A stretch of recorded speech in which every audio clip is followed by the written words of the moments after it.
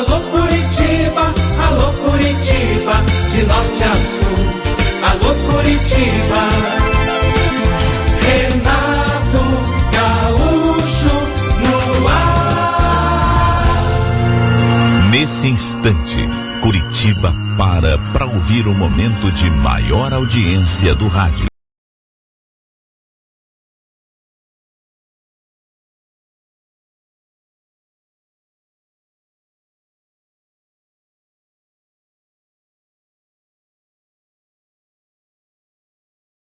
Lembro da minha tia no dia do meu casamento falando pra mim: olha, se eu fosse você, eu não teria filho já, viu? Curta teu casamento primeiro, filho tira muito a liberdade do casal. Olha, a tia parecia até que tinha adivinhado o nosso pensamento, pois era exatamente isso o que eu e o Nivaldo pretendíamos fazer. Esperar pelo menos um pouco, 1 ano, 2, quem sabe até 3. A gente vivia conversando sobre isso, mesmo antes do casamento. Eu queria um casal. Já o Nivaldo queria logo 5. Eu achava um exagero, mas enfim. Bom, de qualquer maneira, lá no começo, é como a tia falou, eu queria viajar, eu queria passear, curtir o meu marido numa boa, sem outros tipos de preocupação, e ele concordava. Era consenso entre nós dois. O nosso casamento, embora tenha sido simplesinho, foi o casamento dos meus sonhos. Tudo aconteceu como eu sempre imaginei. Primeiro porque eu estava subindo ao altar com o homem da minha vida. E para mim isso era o principal. Aquele que eu amava desde a minha adolescência. E depois porque tudo transcorreu do modo mais perfeito possível.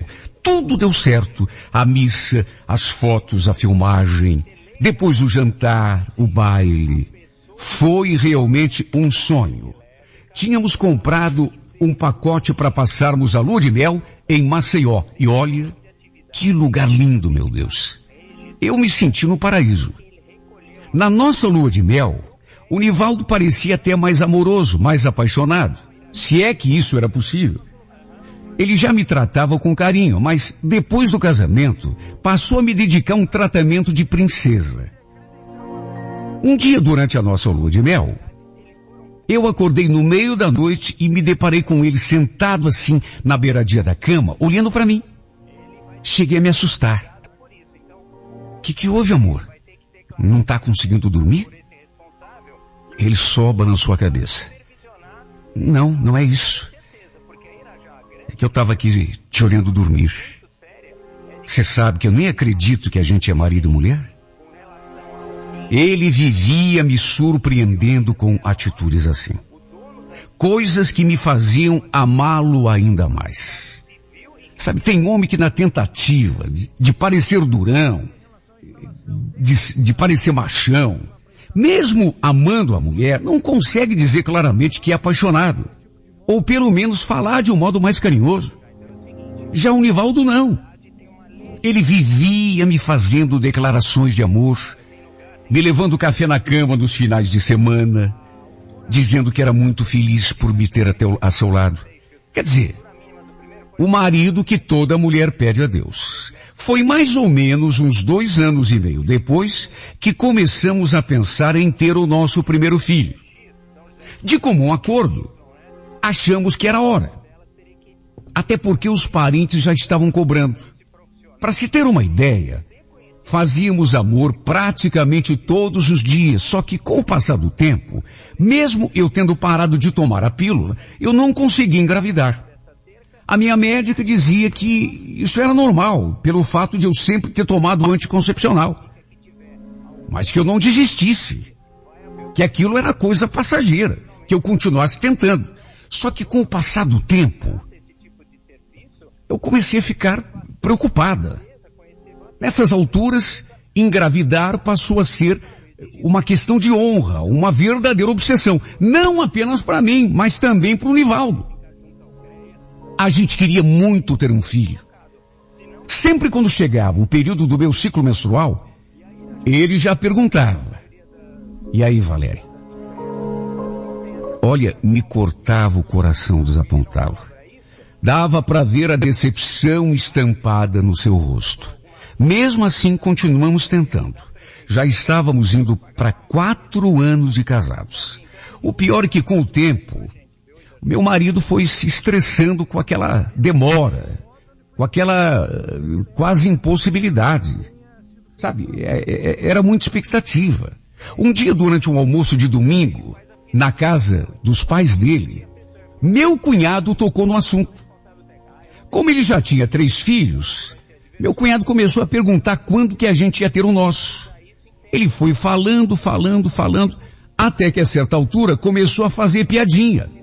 Já estava meio alto pela bebida, e lá pelas tantas, começou a brincar com meu marido. E pelo jeito você não está fazendo a coisa direito, meu irmão. Bom, se você quiser, você pede ajuda para mim que eu te ensino, viu? Já tenho 3. Ele falou aquilo e riu. Como se fosse a coisa mais engraçada do mundo. Sabe, tem pessoa que bebe e já começa a falar besteira. A querer humilhar os outros. Esse meu cunhado sempre foi assim. Eu notei que o Nivaldo ficou sem graça. E quem no lugar dele não ficaria? Porque aquilo que pro irmão era uma brincadeira, uma piada, pro meu marido era coisa séria. Como também era para mim. Eu até me senti mal. Tanto que, a certa altura, ele me pegou pelo braço e me chamou para ir embora. Durante o trajeto até em casa, ele não abriu a boca. Deu para ver que não tinha gostado nada das bobagens que o irmão tinha falado. Até eu me senti mal. Imagine ele, coitado. Bom, apesar disso, continuamos tentando. Um dia a minha menstruação atrasou e eu já fiquei toda animada. Será que finalmente tínhamos conseguido? Tomara. Eu fiquei tão entusiasmada que pensei até em ligar pro Nivaldo para dar boa nova. Só que achei melhor fazer um desses testes de farmácia antes para confirmar. Não queria dar falsas esperanças a meu marido. E olha, ainda bem que não me precipitei. O teste, para minha tristeza, deu negativo. Olha, cheguei a chorar no banheiro, olhando o resultado daquele exame. Eu estava com tanta esperança. Eu estava com tanta vontade de dar uma boa notícia pro Nivaldo, de dizer finalmente aquilo que ele tanto gostaria de ouvir. Infelizmente não foi dessa vez. Quando entramos no 6º ano de casamento, uma amiga de trabalho sugeriu que eu procurasse um médico especialista. Numa dessas, um de nós dois podia ter algum problema. E foi exatamente isso que eu fiz. Na verdade, eu já estava com aquela ideia há muito tempo. Mas sabe aquele medo? Acabei procurando o médico sem meu marido saber. Comigo deu tudo normal. Ou seja, eu não tinha nenhum problema. Só que naturalmente, se comigo estava tudo bem, significava que o problema só podia estar com o Nivaldo. Eu então fiquei pensando em como lhe daria notícia. Sim, porque ele já andava tão mal por conta das brincadeiras do irmão. Durante o jantar, me enchi de coragem e falei: Nivaldo, eu estive no médico hoje. Aliás, faz quase um mês que eu estou indo lá, fazendo exames. Ele se assustou. Médico? Mas como assim? Você está doente? Ele perguntou aquilo, mas logo seus olhos brilharam de expectativa. Não, peraí. Não vai me dizer que é o que eu estou pensando. Vendo aquela sua súbita animação, eu até imaginei o que com certeza tinha lhe passado pela cabeça. Que eu tivesse ido fazer um teste de gravidez e estivesse voltando com uma boa notícia. Tive então de lhe contar que tinha ido buscar aquele exame que eu tinha feito e que comigo tinha dado tudo normal. Ele desfez aquele sorriso que estava esboçado no rosto, fechou a cara e ficou me olhando em silêncio, com uma mistura de decepção e de desânimo. O médico tinha sugerido que ele fizesse uma bateria de exames também, porque o problema devia estar com ele, já que comigo estava tudo legal. Só que quando falei, ele ficou indignado. Exame? Que exame, mulher? Mas meu Deus do céu, será que não basta o meu irmão me atazanando? O que é? Você também acha que eu não sou homem suficiente para gerar um filho, é? Ele ficou muito irritado. Francamente, eu nunca pensei que meu marido pudesse ter um pensamento tão machista. Preconceito bobo. Deus do céu ficou indignado pelo simples fato de eu ter dito que o problema podia estar com ele. Meu Deus, o problema podia estar comigo, podia estar com ele, que no final era uma coisa só. O problema podia estar em qualquer um de nós dois, que mesmo assim seria dos dois, e não apenas de um. Só que ele não entendeu assim. Não entendeu e ficou muito alterado. Ficou ofendido. Eu fiquei até assustada, porque ele nunca tinha falado de modo tão grosseiro comigo. Explodiu, depois levantou da mesa e foi fumar um cigarro lá fora. Eu achei melhor nem ir atrás, deixá-lo sozinho. Quem sabe refletindo melhor, ele se desse conta de que tinha exagerado. Eu não estava acusando de nada. Só o que eu queria era ajudar, encontrar uma solução, tentar resolver um problema que não era só meu, e nem só dele. Era de nós dois. Foi a partir desse dia que o Nivaldo começou a mudar comigo. Nossa vida antes era tão boa. Tudo bem que eu não conseguia engravidar, mas pelo menos a gente vivia bem. Só que depois daquele dia, daquela conversa, as coisas começaram a desandar.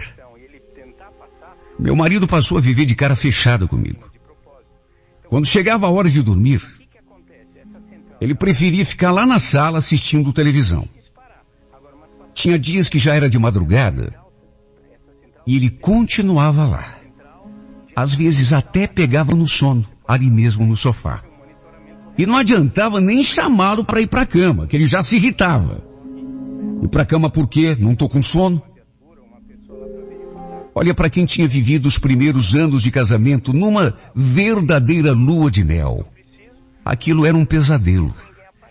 Eu acho que na cabeça dele, eu estava culpando por não conseguir engravidar. Eu não podia nem tocar no assunto de filho, que ele já se irritava e me deixava falando sozinha. Eu nunca pensei que o Nivaldo, aquele homem carinhoso, romântico que eu conhecia, pudesse ser tão cabeça dura, tão orgulhoso. Meu Deus, custava ir ao médico fazer os exames. Se o problema estivesse comigo, era o que eu faria. O importante era resolver o problema. Vai que fosse uma coisa simples de resolver. De repente bastasse um tratamento, quem sabe um remédio. O problema é que ele não admitia que talvez precisasse de ajuda. Era como se isso o fizesse menos homem. Por desencargo de consciência, cheguei a procurar outro médico e refiz os exames. Só que mais uma vez deu tudo normal.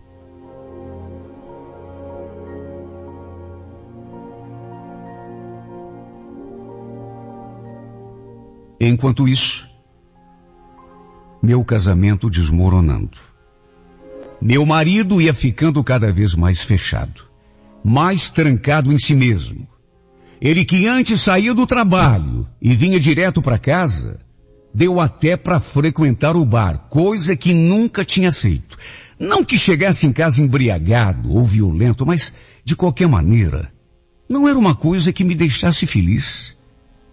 Meu Deus, a gente se amava. Era tão bom saber que ele saía do serviço e dali a pouco já estaria em casa, para a gente jantar à mesa, assistir televisão. No começo, eu ainda relevava, procurava entender. Pensava que fosse talvez só questão de tempo. Sabia que ele estava passando por uma fase muito difícil. Tinha esperança de que, com o tempo, ele voltasse a ser o meu Rivaldo de antes. Só que as semanas foram passando, e nada desse homem voltar ao normal.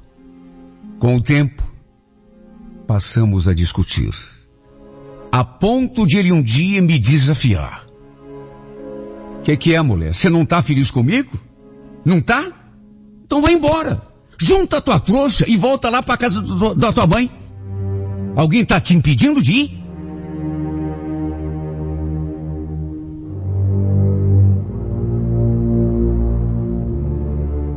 Olha, não sei como um homem tão carinhoso pôde mudar tanto. Se pelo menos ele não fosse tão teimoso, a gente não precisava viver naquele pé de guerra. Na verdade, precisávamos, isto sim, mais do que nunca, ficar unidos, dar força um para o outro. Até na cama, onde a gente se entendia tão bem, há tempos já não éramos mais os mesmos, ele quase não me procurava. Até que no fim, para minha tristeza, e a despeito de todo o esforço que eu fiz, nosso casamento desandou. Olha, me dói dizer isso. Me dói admitir.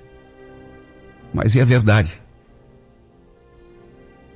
Há tempos eu deixei tudo nas mãos de Deus, na esperança de que um dia tudo voltasse a ser como antes. Eu só queria que a gente voltasse a viver bem. Eu só queria o meu marido de volta.